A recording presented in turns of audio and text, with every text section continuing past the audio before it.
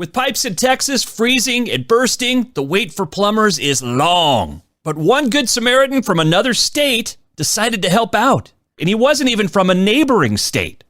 Wait until you hear how far he traveled. Hey, hey, hey! I wanna march my life away, dance like I'm insane, don't give a damn what they say. The Daily Detour. Headlines and entertainment on your schedule. Featuring music by our house band, Quickie. And now, your host, Dan Roberts. For new listeners, welcome, or welcome back. Here's what you're in for, according to a review from PugFugly84, a name you can trust. This review from Apple Podcasts, he says, morning radio in one quick dose. Love listening to Dan spread some good news and chat with some funny people. It's an entire morning radio show in a quick 15 to 20 minute listen. Thanks, PugFugly84. I know who you are. And you should totally be a guest on an upcoming episode because you do some cool stuff. I would also add to that review that this show is intended for an adult audience and occasionally, perhaps frequently, explicit language will whiz by your ears, perhaps corrupt your sweet, innocent self. So that's the disclaimer. That's the warning right there. Also, lately, I've gone to a once-a-week format as I am on a job hunt, and that requires my attention. Also attending PodFest this week to learn more about this whole quote-unquote business of podcasting. And so rather than 15 to 20 minutes every day, I'm giving you an hour or better once a week. So now we're all on the same page. Let's get on with the podcast. Here's today's good news story. Dateline, Texas, a state so unexpectedly freezing cold this year that its own senator fled to Cancun to avoid it, which I documented in the last episode with my children's story, Ted Fled. It wasn't really for kids. Nothing, again, not a show for kids. Not a filthy show. Not gratuitously filthy, but not a show for kids. Anyway, you know about what happened in Texas. You've seen it every day on the nightly news. Lots of problems there and plumbers in high demand. But this is in its own way like people wanting to get vaccinated. Like this is a need for plumbers on an epic scale. All right, this is the Jerry Bruckheimer disaster movie of plumbing situations. Demand is very high, and there simply aren't enough plumbers to go around. People are waiting weeks to even have their problems looked at. In the meantime, they have no water. You know, that liquid we all need to stay hydrated and alive and shower with so we don't smell like the dirty underwear in Ted's luggage. Ted who fled. And I've heard it can cost as much as $2,000. $2,000 some people are asking for just to come to your house to give you an estimate. That seems like gouging. That seems crazy to me. Is that supply and demand, or is that simply taking advantage? You decide. Anyway, so with all this going on, and people with very few places to turn, it's nice to see that just like in a disaster movie, a hero has emerged. His name is Andrew Mitchell, and he heard the cry for help all the way in New Jersey. Last I checked, New Jersey, a little bit of ways from Texas. Google telling me it would take 26 hours to drive there. But to Andrew, this was his calling. He needed to step up. Felt like he not just wanted to help, but he could help and should help. And despite the long commute, he's not gouging people either. He says he routinely only charges people what they can afford. What do you think would be a fair price? That's not going to set you back too much, is it? He says that he never tries to take advantage of folks. Instead, he likes to think that when they count their blessings, he will be among them. There's your good news right there. Good guy. So good he makes the rest of us look horrible. But we won't hold that against him. We love hearing about people like that. People who seem too good to be true, but aren't. They're real. They're still out there. And if you're a longtime listener, if there is such a thing, only been doing this since late November. But anyway, if you've listened to other episodes, you know that every show opens with a good news story like that, and there are more on the brand new Daily Detour website. The link is in the episode description.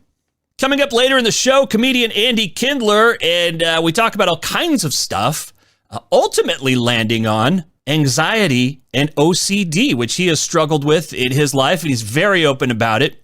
And so I hope, I don't know, if nothing else happens, I hope that someone listening to this feels less alone by hearing his story. And mine, which is less dramatic, but you'll find out. Anyway, you hear it more and more. It's okay not to be okay. And so this falls into that category. As we try to make a dent, right? We try to chip a little bit more off the stigma that's attached to mental health issues. So that's coming up in just a bit. Right now, though, headlines and punchlines. It is time for the news. I love saying news. Exciting news. We're all happy. The FDA has approved Johnson & Johnson's COVID vaccine for emergency use. Yeah? Well, I suppose a pandemic qualifies as an emergency, you think? But that's not the only good news. Also good, the Johnson & Johnson vaccine requires only one shot. But don't get it in your eyes. It still stings like their baby shampoo if you get it in your eyes. Not as much as other vaccines or shampoos or, boiling acid. Don't get that in your eye. Anyway, I hope you know I'm kidding. The shot goes in your arm. We all know that, right? Shot goes in your arm. In other news, an important LGBTQ rights bill has passed, largely without the support of the GOP, who continue to walk the straight and narrow-minded. Oh, cover your ears. Cover your ears. We're going to get a little naughty here. Some innuendo swimming your way right now. A strange ocean creature people are calling a sea worm went viral this week after a woman posted a picture of one she found. On account of it looks like a penis. Yep. She found a phallic fish, not a horny halibut, not a prawn Jeremy. I'm very proud of that pun, by the way. But a sea penis worm. Not the scientific name, just what I'm calling it. Keep that image in your head. I mean, everyone that saw the photo, which you can see on the Daily Detour website, everyone that saw the photo agreed this looks like a penis. Proving, ladies, that if you are unhappy with your man, there are plenty of other fish in the sea. That joke I stole from Mark Norman. And I have a link to that tweet and also to his website on the Daily Detour website under Sexy Sea Worm. That's the heading. It might be my favorite comedian, at least my favorite comedian on social media. Anyway, back to the sea penis. The long, thick, unsightly, yet strangely arousing and not at all intimidating sea penis is named after Priapus, the Greek god of male generative power. That's what the scientists decided to name this thing, this worm, Priapus. So even scientists had dirty minds the first time that they saw this thing. Well, let's name it after the Greek god of male stamina. Nerd humor, squint humor, Bones reference. And again, you've got to see this thing if you haven't. And I can't imagine that your friends didn't say, look at this. Oh, you got to see this. Here's a picture of this from every angle. You must watch. You must look. Ask any mermaid you happen to see, what's the best penis? Dickin' of the sea. We've got that photo on the Daily Detour website, so take a look. And the posted story is full of way more puns and nonsense. Costco in the news, they're raising their starting wage to $16 an hour. Good for them. Employees will receive those checks in a bundle of 2, along with a small sample of meat or cheese on a toothpick. Would you like to try? No, just give me my money. Now, this is interesting. Despite our struggling economy, art sales have increased during the pandemic, an indication that people have become bored looking at their blank beige walls. Why do we paint the walls beige again, honey? There's no color here. Depressing. Anyway, art sales are up. We know this because Etsy has reported a 95% increase in searches for wall art, an 80% increase in searches for stained glass windows or wall hangings, and a 46% increase in searches for sculptures.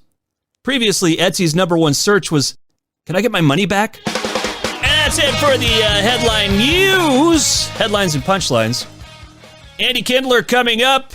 You may know him from Everybody Loves Raymond. I believe he was on Mark Maron's IFC show. I should probably, confirm that before I just go spreading rumors.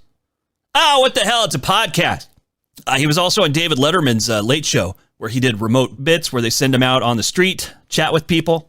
And he has an album out called Hence the Humor, which is available now wherever you like to buy, stream, or steal your comedy albums. So we'll learn all about Hence the Humor coming up after Hollyweird News.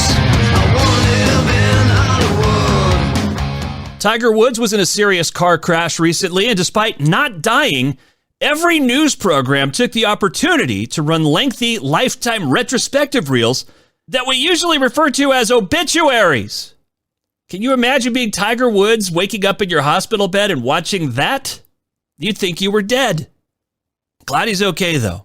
Apparently a very serious injury and a recovery process ahead of him, but he's alive and golf not out of the question, so that's the good news. Also making headlines, Lady Gaga, whose dog walker was shot and 2 of her French bulldogs stolen.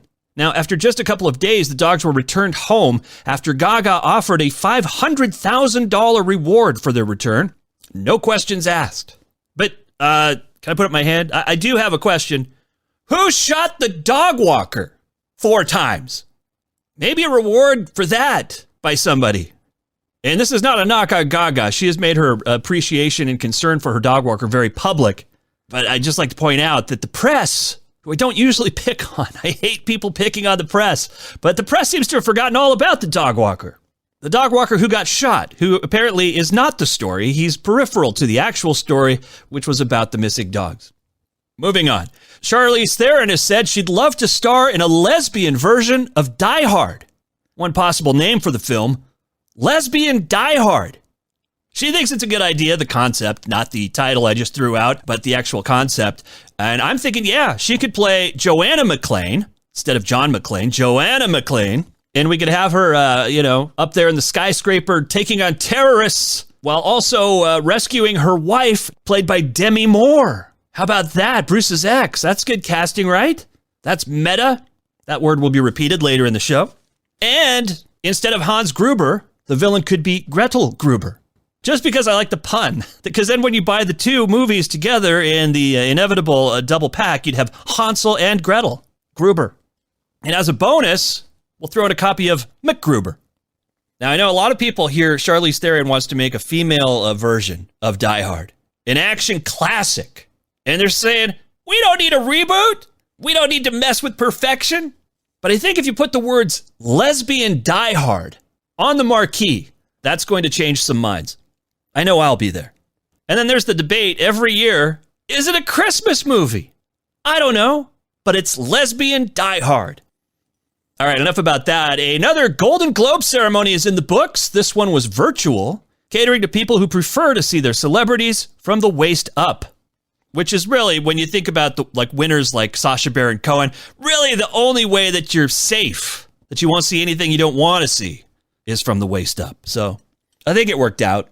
Still, watching all those famous faces in Brady Bunch squares on the TV, starting to feel a little bit like a Zoom meeting with your boss, isn't it? Assuming your boss is funny and wildly attractive. All right, one final showbiz news story for you here, and just a couple more bad jokes. Guns N' Roses frontman Axl Rose is on a new episode of Scooby-Doo, and guess who? That is 100% true, and it makes sense because Axl has a lot in common with Shaggy and Scooby, starting with the fact that they're all covered in tattoos. You don't see them on Shaggy and Scooby because they paint over them with makeup, but they're covered in all kinds of tattoos. Also, Shaggy, Scooby, and Axl Rose all get the munchies. I don't know what's going on in that van, but it makes everyone hungry. What's with the smoke coming out of the van? Like it's the fog monster. No, I ain't buying that. The mist monster? Guess again. Like who wants pie? How about a Scooby snack? Would you settle for Scooby snacks? Shaggy and Scooby always have an appetite for those Scooby snacks, while Axl Rose has an appetite for destruction. You know where you are, Scooby-Doo? You're in the jungle, baby. You're gonna die. Or at least get separated from your friends, tied up and held prisoner in a cave until they can find you. Velma will probably figure it out, unless she drops her glasses. This is getting weird. Let's move on. Let's get to Andy Kindler, who I spoke with way back in July, way before the election, way before a COVID-19 vaccine was ready, way before I started spinning signs outside of Progressive for a living, as I am no longer with KZZU, but they have allowed me to include this interview in my podcast, so thank you to them. And the difference between what you hear on this podcast and what I was able to play on the radio, terrestrial radio, is a lot different. So for the very first time ever, you're getting the full Andy Kindler interview, the full treatment, and it begins right now. Let me give you a proper introduction. That way I don't have to slice one in later. We can just do it live. Very nice. Andy Kindler is my guest today. You know him from the TV series Everybody Loves Raymond, The Late Show with David Letterman, Wizards of Waverly Place, Also, one of my favorite game shows, which I'll have to ask you about. You were on Match Game. And, of course, Mort the Mortician, the voice of that character and many others on Bob's Burgers. Also host of the Thought Spiral podcast, or co-host. And Andy has a new album out called Hence the Humor. So we'll talk about all that and more today. Welcome, Andy. Thank you. I finally feel like I have enough stuff going that can justify an interview. Is that right? Yeah, well, it took me so long. I mean, I'm not supposed to say my age anymore, so Did they tell you that? You want to say 30 or 30, 37? I'll mumble my age. But this is my first album I put out a DVD many years ago, but this was the first album I've ever put out, and I've been doing comedy for 35 years. Yeah. So that's what I'm saying. Why now? Well, why now is a good thing, because what happened was I have OCD. And so things take a long time. If I'm left to my own devices, they take a long time. So that's what happened with this. Was like I kind of edited it and I sat on it, and as soon as the quarantine hit, I said to myself, you know what I don't want anymore? A physical copy of an album, because that was what was holding me up. I wanted a physical copy because I wanted to sell them after the show. Okay. But I'll never do that. I'm never going to be around after a show now. You'll never see me. I will descend from the stage in some kind of a capsule that is negative temperature controlled. But no longer do I want to stand with a family that has the sniffles, signing a vinyl Dr. Katz. It's true. That's not what I want. Well, now, because I've asked this question of others, and I've heard others respond to it in other places. Alice Cooper, I'm a big Alice Cooper fan. My listeners know this. I talk about him endlessly because I'm obsessed. But he said once there's a vaccine, and this thing kind of goes away, he thinks he'll go back to normal as far as like meet and greets and all that. But you're saying you're done with it. I would say there's a couple things. Without tooting Alice Cooper's horn too much, I have a feeling meet and greet is more part of his. More people want to meet and greet him. Yeah. Well, but I don't know. I see the lines after comedy shows. People, you have your fans, you have your groupies. Oh, I know. I used to be a hugger. I used to be the whole thing. High fives. But you know what? I think he's right. I mean, like a year and a half from now, maybe. Yeah, so eventually. Right? I'm the same way, because thankfully my company gets it. They're not sending me out to like live events or trying to drum up sales in person anywhere for a client, which is important. I mean, you got to feel for these people though, but yeah, they're not like sending me out to meet listeners or anything right now, which I definitely appreciate, because that is the fear. It's like nothing personal, but I don't know if you've got it, So. Yeah, today I'm going to visit my old grade school where I used to, they send you out to your grade, where there's no ventilation. Let's see. We're an entire crew of my friends, or we're going to have a reunion, and my old principal. Yeah. Am I inhaling COVID, or is that just asbestos? I'm not certain. Whenever I hear asbestos, I think of those commercials where they go, have you seen a Steve McQueen movie?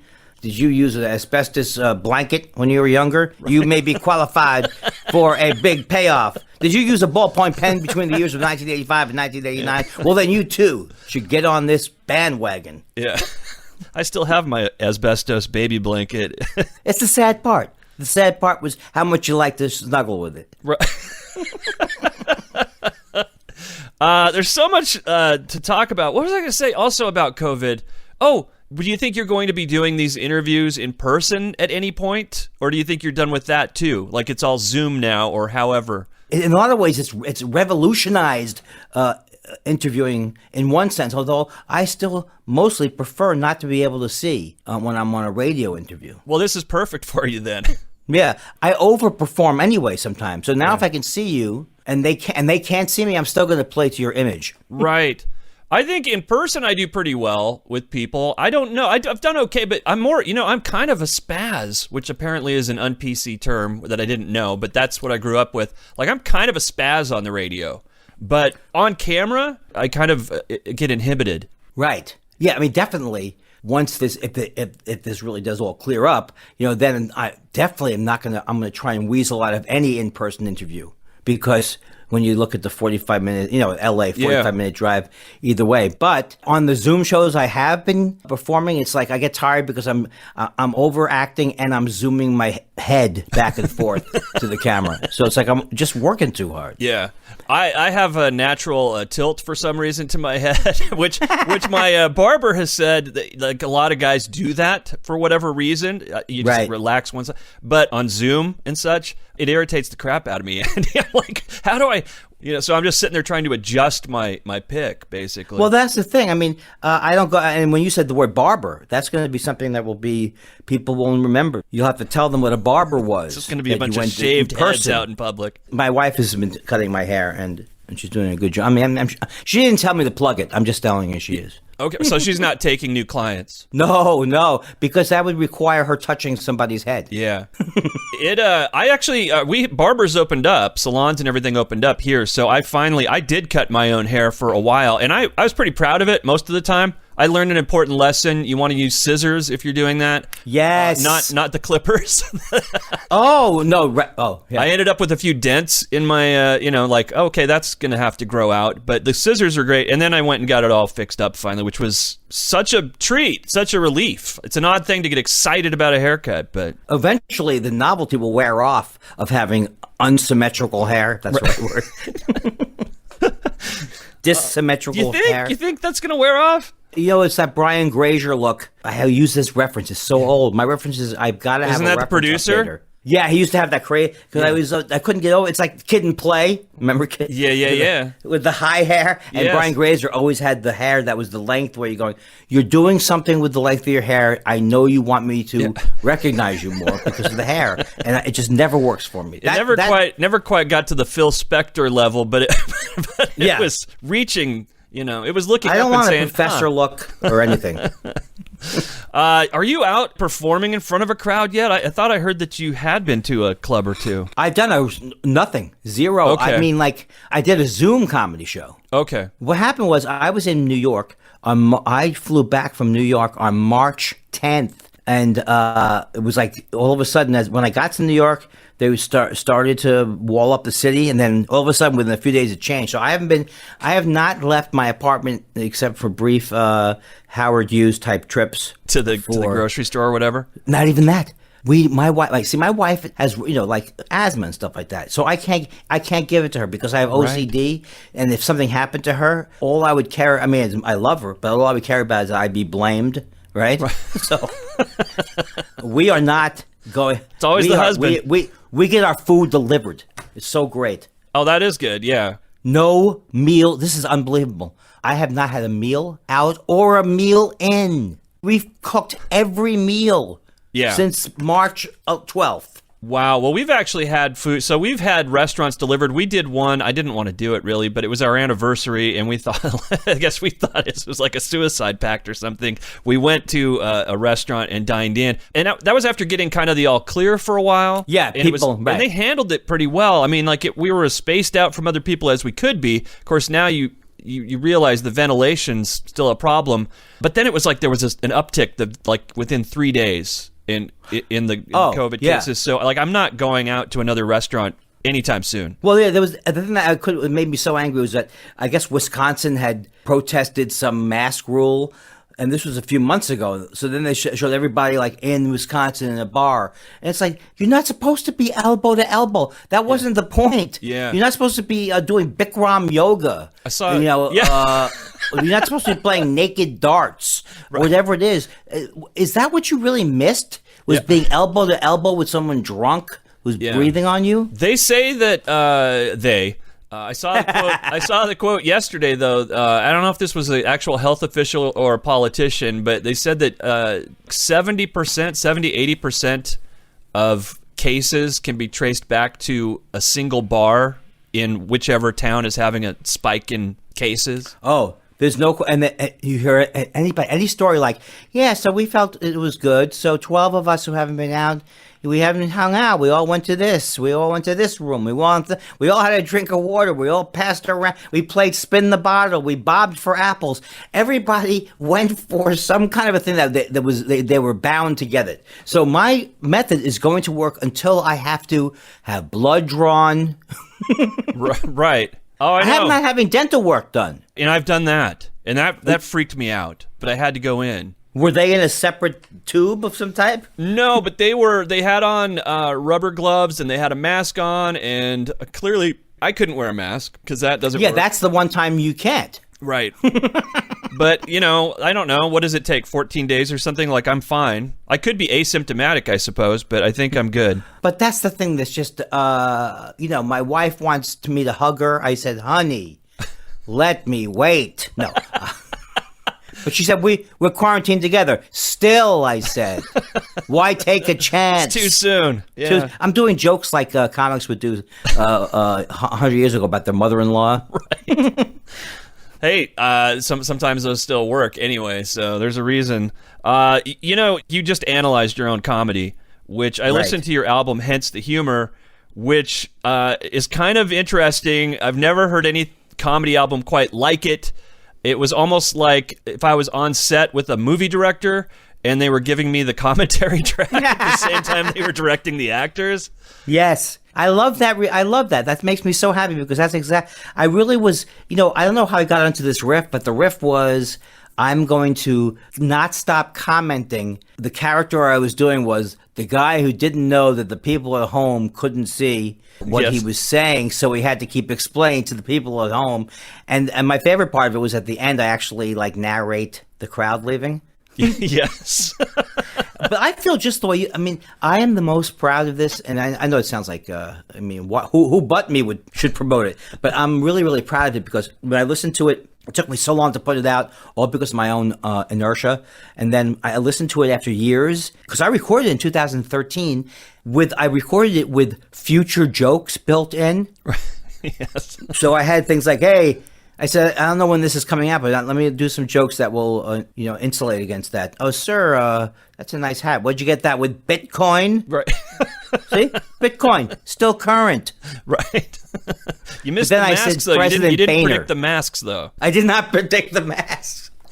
So it really is kind of like Meta. Somebody just telling, I tell the joke, I analyze whether I thought it got a big enough laugh.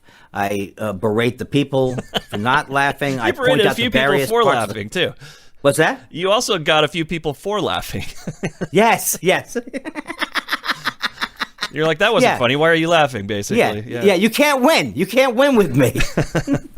No, so this is interesting, too, because I did laugh out loud. Like, I'm almost afraid to bring this up, but you have places in there where a joke didn't work, and rather than move on, you focus all the attention in the room on the fact that it didn't work. So in addition to being laugh out loud funny and very unusual in its kind of self-awareness, your comedy album also gets kind of uncomfortable in a few places. Yeah, I it's so funny because I have a friend and his name is Ben Fritz. I think he writes for Variety. So he wasn't reviewing my show, but he just, as a friend, he said that he was laughing. And then he was just looking. He was sitting in the car, but looking around, and just he couldn't stop wondering, will people laugh at this? Right. Other people. And I think that's exactly right. But you have your fan base who get this, right? Like, is that a typical Andy Kindler show captured for posterity, or is that a very different show for you? I would think I was I don't want to say lucky, but I think it was lucky because I have been doing comedy for so many years by then that I really was comfortable with what the idea of deconstruction. Mm-hmm. So it wasn't like earlier in my career with air quotes around it. Earlier, I could try to get outside of myself and comment, but sometimes it would be forced. The thing that was really nice about these shows was I didn't plan to do it a certain way, but like on the first joke and the microphone falls out, that wasn't planned. Right. So then I just started talking about that. So it's really a combination of that's kind of how my style has evolved, and it was a good night for it. Because sometimes you can have your style and it just doesn't work anyway still. So right. This was, I hate to, it's like, I don't know why it's so rare that you don't have much to criticize about yourself. So I am still thrilled that it happened. And also the people can't leave their house now. So they have, it's like people are actually buying it because it's they're looking for any kind of entertainment. Anything. anything. Someone called me up. Can you? And I said, look, it doesn't have to be that funny. It's something I could be slightly amused. And then I sent them over to the link. Perfect. That's absolutely perfect. Yeah. Why did you decide to keep? You have enough material in there, enough laughs that you could have edited it, and no one would be the wiser. So why did you decide to keep in those moments where things didn't work? Well, now I'm going to give you a peer behind the scenes. Yes. The thing that I'm most proud about is it was over 2 nights, that show. And I edited it over 2 nights, just edited it, didn't even worry about continuity or anything. And I can't tell it's over 2 nights. No, I can't either. I couldn't. And you really get that. And at first, see, this is like a special thing, which was the record label. They said, this is so weird. These 2 nights are so weird. Why don't we just release one unedited and then another unedited? But I'm a big believer that I don't want an 1.5-hour album or 2-hour albums or, you know. Yeah, no. You didn't want to do the white album, like a double yeah, LP? I would do yes, if I could do an improvisational number 9, but funny. Number 99, number 69, 69. See how it would have been if the Beatles had been comedians? Weren't they? They were actually pretty Dave's funny. not here. Yeah. You know, you mentioned, I think there's a lesson, backtracking a little bit, there's a lesson in there when you said you went with the fact that the mic dropped out. That wasn't planned. And even in radio or anything, I think that's a good lesson because there's a lot of people that would throw because they have in their head what they want to do. And when things don't go that way, they can just shut down or lose it or whatever.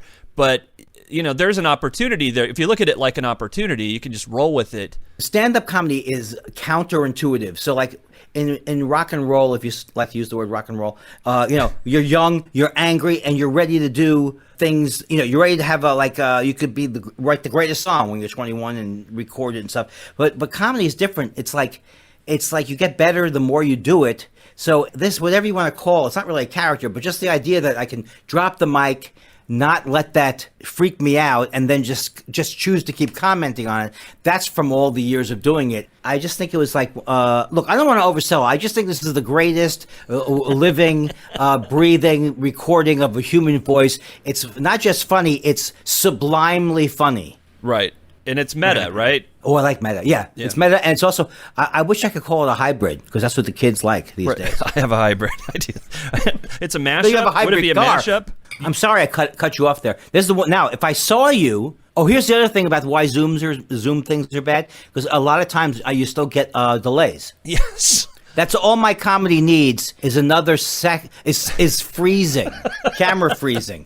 When are they gonna? This is the thing. Like this is what drives me crazy watching like the morning news programs and such. When they step all over each other, it's like, okay, it's been like 100 and some odd days now. Like you think you would know, like they know once you stop talking, they're going to. It's their turn. But if you let that pause that's from the technology get to you and you start to feel it, you're gonna step all over each other. And they keep saying, and well, they're getting slightly better at it, but it really did test interviewing styles because you just can't do that interjection so fast. Yeah, absolutely. You ridicule comedians, like other comedians in your act often, and on this particular album, you talk about Jay Leno. I think you mentioned Bill Maher, and I'm wondering if that's ever gotten you into trouble. Like, have they ever responded to you in one way or another? Well, I know Bill. Look, I really can't stand Bill Maher, and so I know, and he knows that I can't stand him. And my brother, is an investment banker, he used to go on this trip every New Year's Eve. You know, he's got kind of money, and he goes to Hawaii every New Year's Eve, and so he sees Bill Maher there. Right. Oh, you knew that Bill Maher used to play? He plays Hawaii every New Year's like New Year's. Yeah. So my brother loves to get me in trouble in a way. It's like a running thing. And my brother knows that I don't get along with him. And so he goes up to me and goes, yeah, my brother Andy Kindler, he makes fun of you in his act. And he goes, yeah, but he made some kind of comment like, where'd he end up? Like he's saying, I won. Oh, yeah. He's saying that he won. Which means you got under his skin. Yeah, it was so good, though. It's so good. Yeah. He went up to Leno once. Because the same thing, he met Leno once, but Leno was more good natured. I mean, Leno, I used to do jokes like Leno has a car that runs from the energy of all the comedians' dreams he's crushed. You know. But I don't, when I'm talking about Leno, I don't have the same hate anymore. I used to really like this. If you said Leno, I go, oh, Letterman should have had that gig. And Right. I've let or Conan, or, Well, but Jay Leno's actually not like a, Bill Maher, I think, is actually a negative, what would it be? Cyborg, maybe? I don't know. Some kind of a... Sent from the future. Sent from the future. Rub you the wrong He's a way. futuristic bigot. Right. Oh, jeez. I used to go nuts on Twitter because if people would make fun of Muslims, I couldn't stand it. So Oh yeah, so I love watching the Bill Maher show, but I don't agree with him on everything. And he has definitely, like, when he goes after Muslims, it's what are you doing? Yeah, it's You're like, starting to sound like the other side. I don't know. Did something happen at school, in the grade school, or did a Muslim kid steal your? That's not called parev. Halal. It scares the crap out of me because I think it seems like once you get to a certain age, you just start going racist. I don't know what that is. Yeah, I know. It's really, really. But that's where I feel like he's in the business of, I'm going to say the thing that's not popular, and then I don't know, white men really kind of form that whole. Not that he's all right, but the white men are the foundation of a lot of these angry bigots. Yeah. All religion is terrible, and the Muslims are the worst. I mean, that's not me saying that. It's them saying it. Right. No, it's a weird thing. So being a straight white man, right, you find yourself, people just assume you're in the club. You're in the same club, and then they drop their little casual racism or sexism or whatever your way. Yeah. And it's like, wow, I can't, like, and I'll usually call them out. It just depends kind of on the situation, I guess. But usually I'm like, you really believe that? You can't say that, or you shouldn't say, or whatever. You're wrong. I don't know. But it's bizarre to me that they feel comfortable enough with me as a stranger in this situation or whatever to just let that stuff fly out of their mouth. Yeah, like that's what Mary Trump was saying on that. She did an interview. She was saying that Donald Trump, used the N-word. He would anti-Semitic. He was like, that's what their family did. But I think at this point we know that he's the most racist human being. He's as Mary Trump called him, a virulent racist. Right. Have you read the book, or you're just following? You've been taking copious notes on the articles. No. I saw her on Rachel. She was on Rachel last night. Okay. Rachel Maddow. So. Oh, not Rachel. Not Rachel Ray. Rachel Ray. Now, I know that I shouldn't. That it's a low you should leave. You should cut off a conversation with a comedian when he starts to complain about commercials. But I don't understand the Rachel Ray that she makes. How can you be a chef and make dog food? Nobody wants to know. Just if you like my people food, maybe you should throw it to your dog. Well, her dog. Well, yeah. Everybody knows that she loves dogs, though. So I think that's the thing. She's not a real chef, which she acknowledges. I know that. I know. She's not licensed or certified or whatever you want to say. No, she was Oprah's chef at one point, I think. That might be true. Yeah. I don't know. And we'll be back. We'll be back with two men who know very, very little about the subject. Doesn't matter anymore. Opinion trumps facts and science and everything. That's where we're at now. Yes. I don't feel like that's true, No, I don't feel. I'm not going to feel comfortable till November. And I'm like, this is like, everybody says they're leaving the country, but you will, please, Canada. This is a plea right now. I will come immediately to Canada. It's hard to find work. It won't be for you because you've headlined. You probably traveled to Canada and have done gigs there. But you have to be able to get a job in your field in order to work. Like, you can't just drop in and take a job away from another Canadian, basically. Well, I know. And it's like, the thing is, the laws for years were kind of so much in the favor of Americans. It's so easy for us to go up there. Meanwhile, Canadians are hilarious, and they run them through the ringer to come down here. But this is the first summer I'm not at. I used to every year be at the since 1995. I was at the Montreal Just for Laughs Festival. I give a speech every year called the State of the Industry. So this is the first time in 25 years I'm home. Right. And as far as leaving and going to Canada, I mean, the trick is finding the window. Like, what if that window closes? Like, what if you're like, because I'm afraid of a dictatorship, really is what I'm scared of. So my passport is ready to go. But, what if the borders close all of a sudden? Like, what if they're not letting Americans out of the country? I think two guys like us, we should prep together. We should be preppers. Do you have a bunker? I'll tell you what what are you talking about here? What's that? Do you have a bunker too? I mean, what are we talking about here? Let me tell you what I have. I have a box of condiments so far. A box of stuff from McDonald's, ketchups, mustards. So if you have the actual food and the... Perfect. And then the other thing, though, is so you've got your passport ready to go, and then now a pandemic has been thrown in to wrench things, right? So not only do you have to find someplace you can go that's democratic, but also has a low kind of count for COVID. I used to love when Letterman would say... He'd say, I remember him saying this because it was funny then because he would say, okay, there was the H1N1. Okay, we're going to have a possible pandemic. And as I always say, when you have a pandemic, you have to sterilize your pan. And that seemed funny when it wasn't happening. Yeah. It's absolutely 100%. Let's see. Let's talk about some of your other gigs here before time gets away from us. Everybody Loves Raymond. Any, memories you can share from that? Well, that was first of all, I knew, people always think that I know Ray Romano. We grew up in the same borough together, but he started in New York and I started in L.A. So we didn't, and then, but coincidentally or whatever, we did the Young Comedian special together. Mm-hmm. The one that was hosted by Dana Carvey. Okay. And with Ray Romano and Janine Garofalo and Judd Apatow. And that was a big deal, right? That's how a lot of comedians back then got noticed. Yes. And it was a very, before, in the 90s, everything got too overexposed. But before it got overexposed, that was one of the main shows. I mean, people couldn't for some reason get enough of comedy. Yeah. Well, we're there again. I think we're there again. Yeah, I mean, it never went away. It's just that that comedy boom where there were just too many clubs and too many comics. I used to, make a joke like, if you could say how you people doing, you can make $25,000 a year now. That's my least favorite, by the way, like at concerts and stuff, when the band comes out and it's the old cliche, you guys ready to rock? Are you ready to have a good time? Like, that's pedestrian, right? Like, what does that have to do with it? Like, no, say something original up there. Yeah, that's why I said, I wish the musicians had stand-up comics right there, banter, How many people here from Cleveland?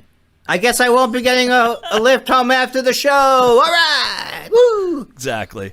Wizards of Waverly Place. Well, thank you. Yeah. I was on the last I'm so proud to be on the last episode of that show. Are you? I just happened to work out that what happened was that happened after the writer's strike, which was it was kind of a nightmare because the writer's strike happened and then the recession happened. So after the strike, a lot of comics gravitated towards these kid shows. They were writing so it was kind of like shows that were written because on because the sitcom was was kind of at the verge of extinction, but then Disney Channel had a lot of sitcoms aimed at kids. Right, but the thing was because there was a strike, after the strike, you lost some of those shows and stuff. So anyway, but it was a brief kind of cool moment. I mean, it still happens that way. That kid shows have people writing jokes that adults will like because that's kind of how they hope the whole family watches. So it was really cool because it was really written for comics and then just the fact that I got to meet, she was such a sweetheart. That Selena Gomez and. Yeah, I was going to ask you about that. And she was still very young, or at least she grew up on the show. Right, so I think I knew her when she was 16 or 17, maybe. Okay. Yeah, 15, 16. I forget because the show ended when she was 18 or something. And she was already kind of a big deal, right? I mean, she was what drew eyeballs to the show, probably. Yeah, and there was another guy I worked with. His character was called Professor Crumbs.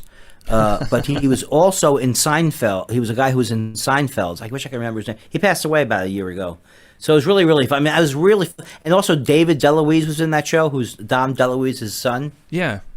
Well, it sounds like you had a great time on that one.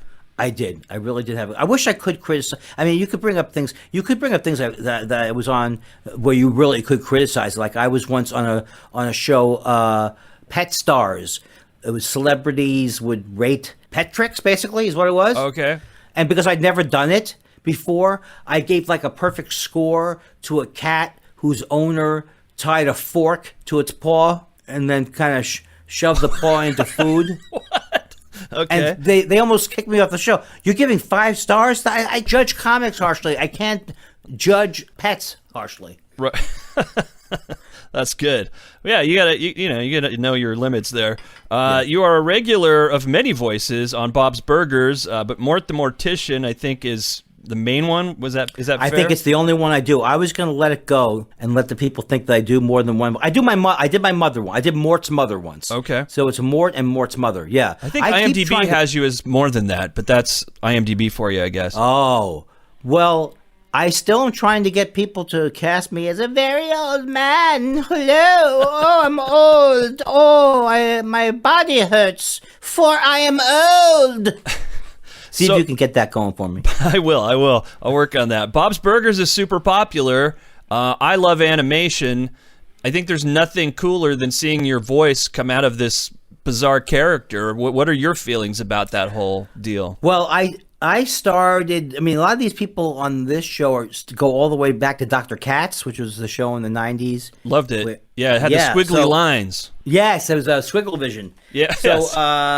So a lot of those people were still from go all the way through that show, all the way onto Dr. Katz, like H. John Benjamin, who plays the father. And so it's really really fun. It's easy for me because like the thing I love about Lauren is that Lauren Bouchard, he doesn't go for cartoon voices really. He right. will if he wants, but he wants my voice. Yeah, no, it makes it easier to. I mean, there's people that do voices that are quote unquote cartoon voices that are still very like fun to listen to and everything. But then you also have that genre where everyone's screaming and stuff, and that's I don't know. I never watched the Warner Brothers thing, and I know they're great, but I never. Yeah. As a kid, I was like, I don't know.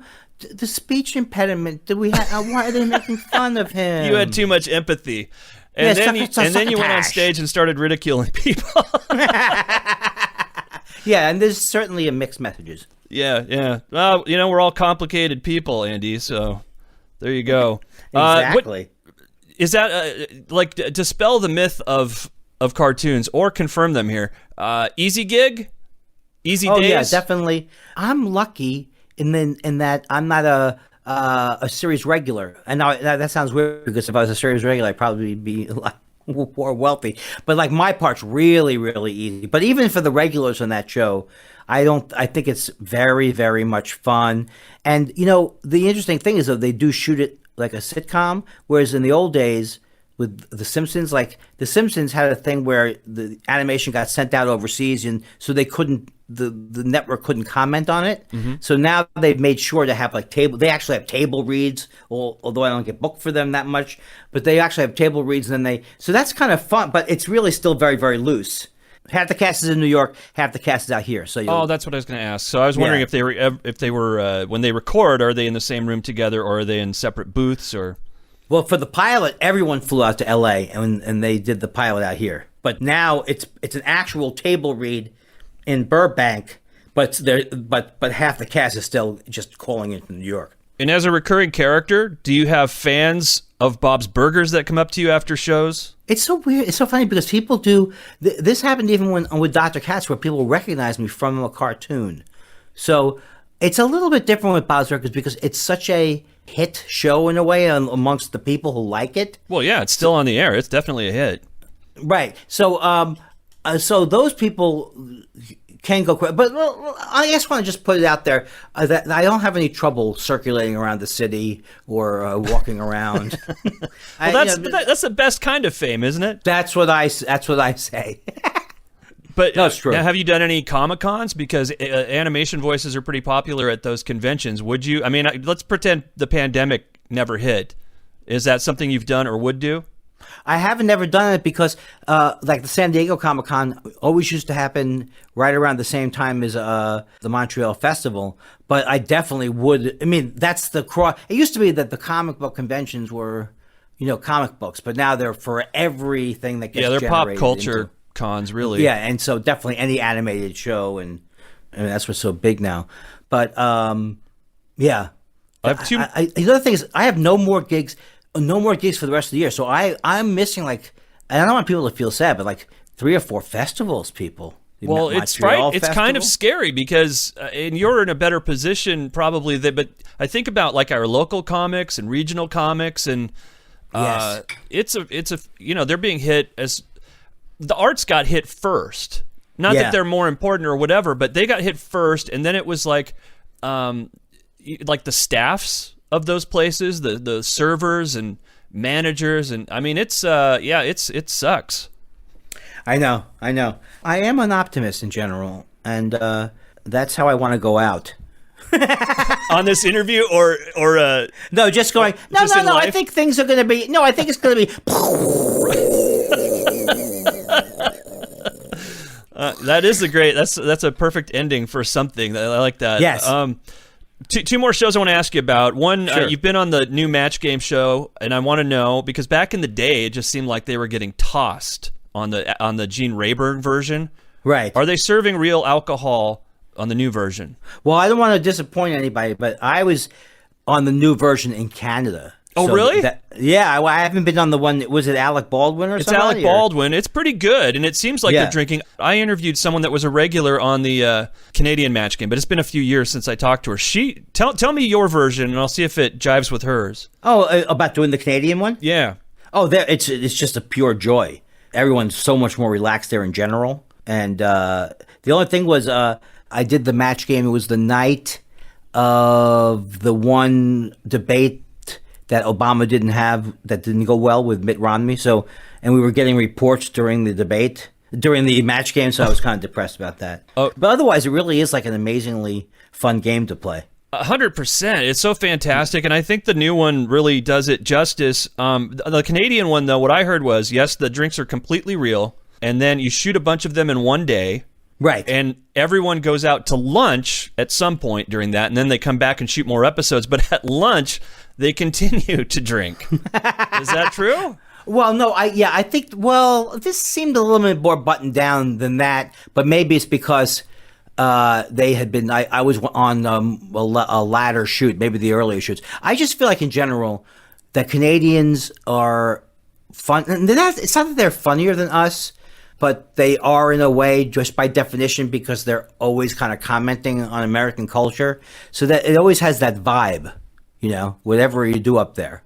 Yeah, no, they seem like the nicest people in the world when you're up there as well. But just they have that detached, bemused view of America. Yeah, yeah. I went down a rabbit hole last night, Andy, on YouTube, and I watched a bunch of your remotes from the Late Show with David Letterman, Oh, cool. which still hold up. They're very funny. I would encourage anybody looking just to kill some time after this show, of course. I would go to YouTube and look up your keywords, Andy Kindler and Letterman. And so I'm wondering, do you have any memories of those? Do you have a favorite of those? Were they difficult to do? Were they a lot of fun? What are your memories of the Late Show? Oh, I love. The thing that was the greatest thing. He was really my comedy hero, and that was not the only show, but that was one of the shows I wanted to do. And so it was just, it couldn't have been a more thrilling thing because he used to go out and do field things, but he couldn't go out anymore because he would just get mobbed everywhere he goes. Right. So, they used to do. Rupert G would go out with the camera on his head, and so this was I got to do a lot of things that he used to do. And I think my favorite one, just because it was so crazy, was when the stock market crashed. I interviewed these college kids who were graduating that year, and I had Paul Krugman on. I don't actually know who Paul Krugman is. I can't remember. Oh, he's a economist. He writes for the New York Times. Okay. So this was just after the big crash in 2008. So I was interviewing all these kids, and then I was interviewing him to see, is it going to get better? And he was just going, no, we're doomed. We're in trouble. So and then also going down to Wall Street. You just liked in watching the middle of it. light die in their eyes. Is that what you're telling me? Yeah, those. But that's a little bit cruel. Yeah. On a more fun note, I did a couple of Super Bowls. Yes, I saw the Seahawks one, which is, of course, our favorite team over here. Yes, that was the one. Who won that game? See, I don't even remember who the other team was in that video. We've won a Super Bowl. We've done well, but there was a year that like the Steelers. I think it's the stole Steelers. it from That's us. the one. Okay. That was the one. That was a It bad the year, Steelers. Andy. but you made it better with your comedy. I can make even when you lose, turn on hence the humor. Right. Which, by the way, also, hence is a word that comes out of my mouth, and I don't know why. Like, I've used that on the air before, and I'm like, this is like, what is this, colonial language? Like, when did I start saying this? Well, Leo, you know Leo Allen? I do not. Comedian. He used to be in a group called Sloven and Allen, but he's also just a great comic. We were at some comic's house, and there was a whole bunch of people in another room, and he came out of that other room, and I said, what happened? And he goes, this guy said this, and that guy said that, and I said, hence the humor. And then he said, you have to name an album that. So Leo Allen is why I named it, hence the humor. I think you've got your catchphrase, too. You joke about not having a catchphrase. I think that's your catchphrase. Yes, and it saves every joke that doesn't get a laugh. Yeah, I think I cut you off. You said that one of your favorites, or your favorite remotes for Letterman were the Super Bowl ones. What did you like about those? They actually weren't my favorite to do, but they were exciting as a total thing. So, for example, the one where Pittsburgh won. You know, he always gets tries to get the quarterback. So, who's the name of the quarterback on the? Oh, why can't I think of his name? The tall guy. Anyway, I kind of like fist bumped him in the locker room. Oh, it wasn't it? Was it Holyfield? Holyfield was there, but the actual quarterback of the Pittsburgh Steelers. Okay. I know I should know his name, but it's off season now. So the thing that was funny was we taped it, and then I flew the next day to Letterman on the Monday to present it, because normally I would do the shoots and then they may be shown a couple of months later or something like that. So that was very exciting, you know, to go right for the Super Bowl, and then he was on the show too. Yeah, it had to be a ton of fun. It looked like you were having fun in every one of those videos. Ben Roethlisberger. Yeah, you know what, Andy? I'm a horrible, like, I like baseball and hockey, and I barely know my players there. Like, I'm such a casual, almost disinterested sports fan. I was better when I was a kid, because I knew the names of people. Yeah, I'm the Comic-Con guy. Like, I am the pop culture nerd. That's my thing. Well, not to name drop, but I'm going to name drop. I got so excited once, years ago, because I guess Mark Hamill at some convention, big convention, Star Wars, whatever, they asked him who was some of the comics he likes, and he mentioned my name.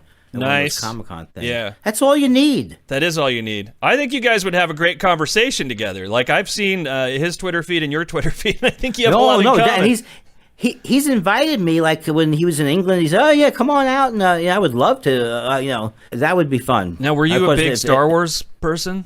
No, only because I mean, I loved it. Yeah. But I loved the first movie, but nothing. When I say I loved it, I mean I still forgot it 10 minutes after I left the theater. Nothing like the people. Well, I have no. I'm a commitment. huge fan, but we never. There was a shift with generations. Like, Star Wars fans were never like Trekkies. Not that there's anything wrong with that. Like, I admire cosplay. Like, it's amazing what people can do on their own with a sewing machine. I mean, people are doing, like, they should be working in Hollywood, some of the people that are making these costumes. But Star Wars fans never dressed up like that until the prequels started coming out. And then it's like, I never knew that. What is that. going on here? Like, are you my people? I don't know if you're my people. Yeah. Well, that's like, it's so sad when people. I heard this guy. He goes he on TV. Goes, well, I never liked him because the first Star Wars thing I saw was with Jar Jar Binks, and I said, oh, that's it for me. Right. I've never seen the Jar Jar Binks vehicle. It feels. George says all the movies were always aimed at kids. I don't really buy into that. Right. That character feels like it's definitely pandering to the kids in the audience. Yeah. The prequels get progressively better. I like the later sequels, even though George isn't really involved. They feel pretty good overall. But well, Brian there's no Posehn, beating the first two, Empire and the first Star Wars. Yeah, I mean, the first three, but Brian Posehn, the comedian. Yeah, he was like so angry for a few years. Then I guess it got better again. But he was so furious. He would tweet from theaters. Yeah, I gotta get out of here. I want to hit on one more thing, and I'll let you go. And I Sure. hate to end it. I hope this doesn't end it on a down note, but I think it's an important subject. I mean, you joke about having ADD on this, hence the humor. and you've brought up OCD a lot during this conversation. And did you have a real panic attack on the Tom Papa Fortune Feimster show? I did. Can you talk about that? Like, how did you? Is it something you've experienced before, or? Yeah. So what happened was, I didn't realize I'm old, and I don't want to say you didn't know that. Yeah, if you didn't know that, I'm old. So when I came out to LA in 1978, and I was driving, and I from New York, but I didn't drive a lot in New York, and I came out to LA. I would think when I was in the car that I would feel like hit a pebble, right? And I go, oh, I hit a pebble, or maybe that was a person. And then I would drive around the block and see again, and drive, and then I call the police station and go, first of all, are there pebble people? Are there pebble people? And if so, have I hit them? So back then, it was not a common thing. I mean, people had it.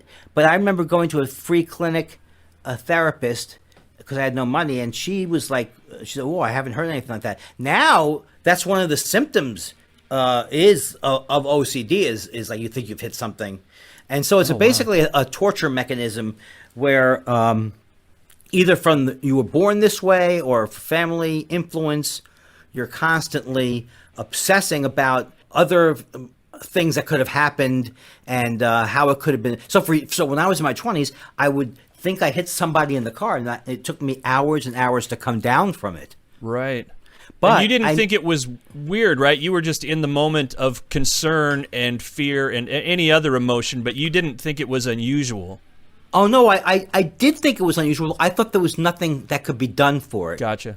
Because that's where as someone who considers themselves to be an intelligent person, I was, and my mom had been in therapy, but for some reason I had this, like, I didn't want to go into therapy thing. And then with the ADD, I really was susceptible to all the negative media coverage, which is like it's overprescribed and right. Kids are taking it who don't have it. Yes, everybody in college will try one of these things, right? But if you have ADHD like I have, actually the Adderall and stuff calms you down. So, but I didn't get help till I was 50 years old. Well, there's such a stigma on mental health issues. I think it's getting better, but if you're of a certain age, you still are feeling that, or it just lingers in your head that, I can't mention this to anybody because they're gonna judge me, make fun of me, or judge me, or whatever the heck it is. Well, also I didn't know what. This is the worst part, not the worst part, but silly part. I did not know what anxiety was. Yeah. I just thought that this is how everyone thinks. So once I was able to acknowledge that there's anxiety, it's really gotten better, except at one point and when I went on this show, Tom Papa show, I was having a period where I was having like panic attacks. They go away very, very quickly.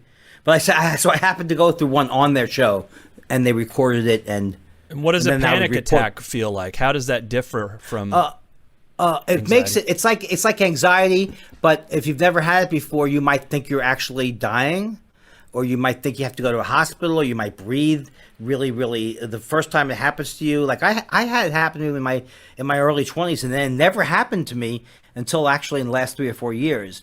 But great. Right, exactly. And then I would do a nice thing over the last couple of years is I would vomit. I have to go walk away from the conversation and vomit. Oh my gosh. But I'm doing much better now. Doing much better.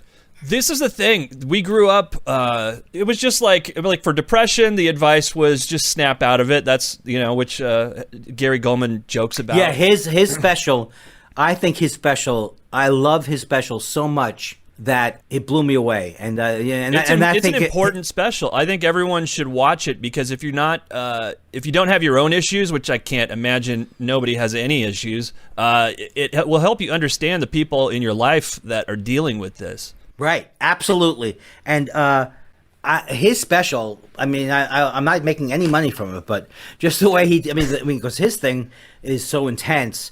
But just I love this line where he says, his friends go, "Aren't you worried about the downsides of the medication?" And he goes, "Let me see, dry mouth or suicidal thoughts. I'll go with the dry mouth." Right. Yes, exactly.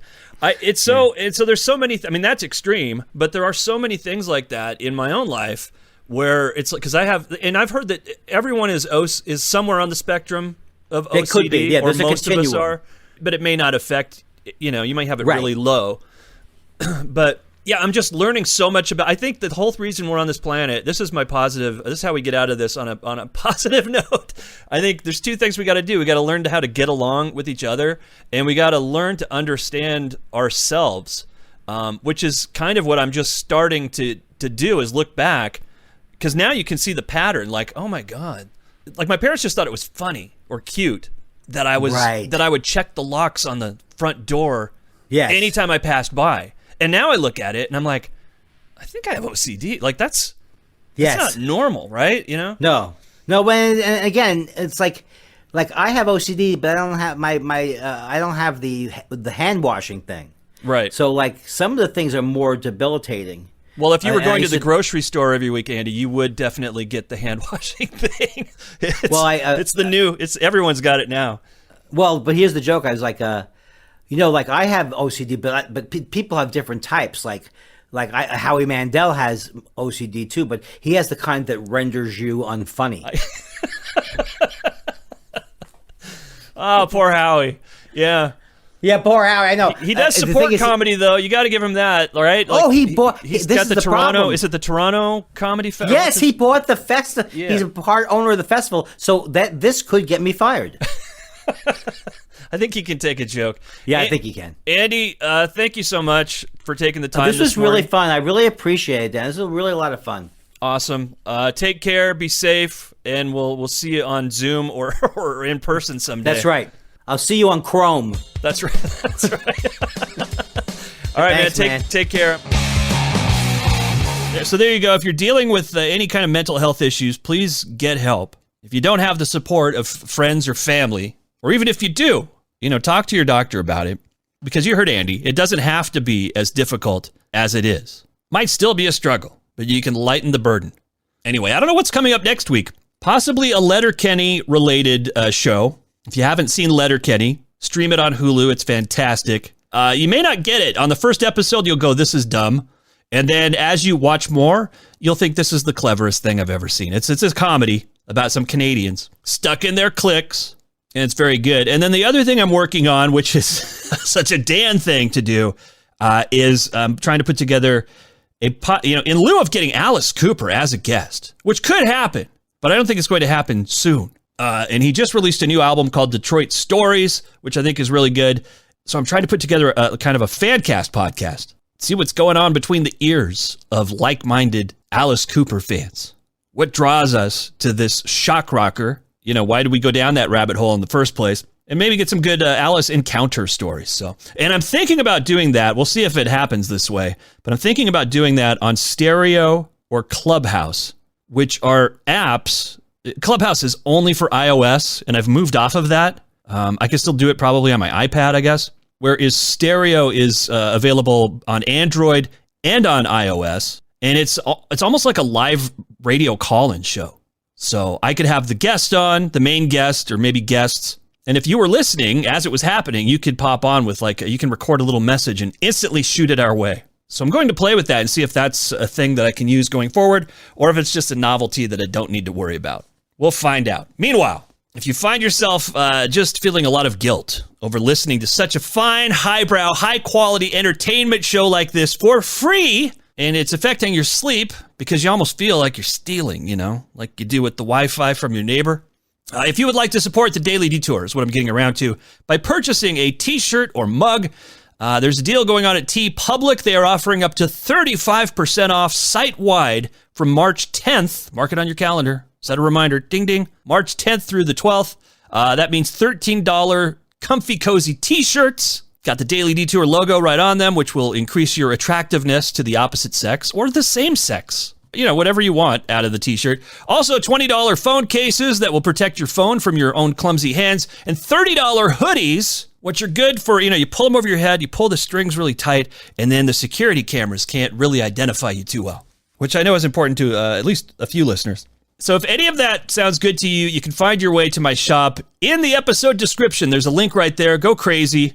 What's in your PayPal account? All right, last episode, I told you about a DDoS attack on my podcast host, Buzzsprout, and I wanted to give you an update on that. No customer data was stolen. I think you know that. It was more of kind of a crippling attack, which I guess is the goal when you call it a DDoS attack. They're trying to overwhelm the servers, get everything to shut down, which the company swiftly took care of. They were on it. But they did a couple of other things that I thought were interesting, which turned this negative situation into a positive. So in addition to trying to overload everything, the criminals were trying to get a ransom. They were demanding money to stop the attack. And Buzzsprout didn't pay them a dime. They took care of the situation without paying the ransom. Not to the criminals anyway. Instead, they donated that same amount to organizations helping with relief to Texas. Those organizations are Feeding Texas and Front Steps, if you're looking to help out yourself. And so people are getting food, water, and shelter as a result of this DDoS attack ransom that Buzzsprout refused to pay to the criminals. So I thought that was pretty cool. But there's a little bit more. DDoS attacks suck up a lot of energy. So Buzzsprout also made a contribution to Project Vesta to help offset the carbon footprint of the attack. So I don't know what one has to do with the other. I feel like, they were attacked. They were the victim. Their only job to protect their business and their customers. That's all anyone's expecting out of them. Get us back online. But the fact that they did those other things, did some extra steps there, helped out, did good in the wake of the attack, makes me feel very good about a company that I already felt very good about. So there you go. I just wanted to share that with you. So we've bookended today's episode with a little bit more good news. And that's going to wrap things up. If you do enjoy the Daily Detour, consider writing a review, just like Pugfugly84 did, although you should probably get a different screen name. And if you don't have time to write anything, just, tap those stars with your thumb. And I know you can do this if you're listening through Apple Podcasts or Stitcher. I'm not sure what other apps allow you to do this, do the reviews and everything, but it does help the podcast get discovered by other listeners like you. So I do appreciate anyone that takes the time to do that. That's it. That's the spiel. That's the show. Until next episode, be safe, be well, be kind, and be generous. I'll see you then. You've been listening to The Daily Detour, a production of Basic Bits LLC, hosted by Dan Roberts, music by Quickie, and I'm your announcer, Libet Wolf. New episodes drop Monday through Friday. Subscribe now so you never miss a moment, and we'll chat with you next time. Hey, hey, hey! I wanna march my life away, dance like I'm insane. Don't give a damn what they say, just march my life away.